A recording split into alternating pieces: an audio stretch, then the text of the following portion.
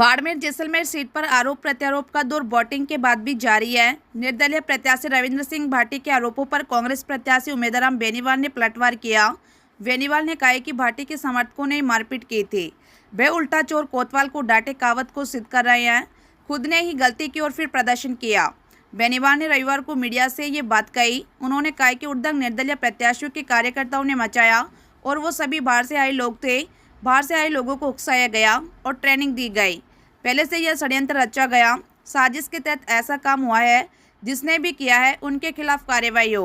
बेनीवाल ने कहा कि निर्दलीय प्रत्याशियों ने सबसे ज़्यादा आतंक फैलाया। जो सदियों से भाईचारा था उसमें जहर उगलने का काम किया। बाड़मेर सीट पर लोकसभा चुनाव में ऐतिहासिक वोटिंग हुई। इस दौरान मारपीट धरने सहित अनेक छोटी बड़ी घटनाएं हुई थी।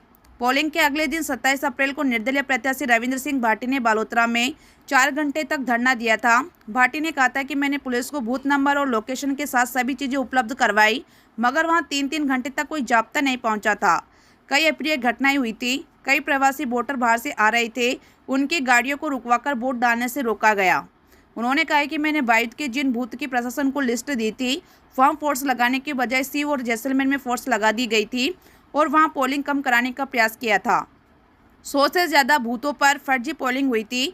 बूथ कैप्चरिंग के प्रयास हुए थे। इस दौरान भाटी ने कहा था कि पोलिंग के दौरान प्रशासन की मिलीभगत रही और उनके खिलाफ साजिश और षड्यंत्र किया गया था।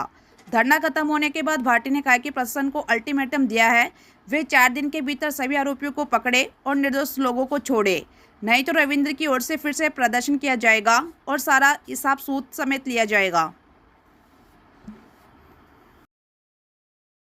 मारपीट खुद ही की। उनके निर्दलीय प्रत्याशी के कार्यकर्ताओं ने मारपीट की और उल्टा चोर कोतवाल को डांटे। ऐसी उनके साथ ऐसे ही हुआ कि खुद ही गलती करे और खुद ही आज प्रदर्शन करके कह रहे थे ये किया था। हुड़दंग सबसे ज्यादा निर्दलीय प्रत्याशी के कार्यकर्ताओं ने मचाया और वो भी बाहर से आए हुए लोग, बाहर से आकर यहाँ के लोगों के आपसी भाईचारे को खत्म करने को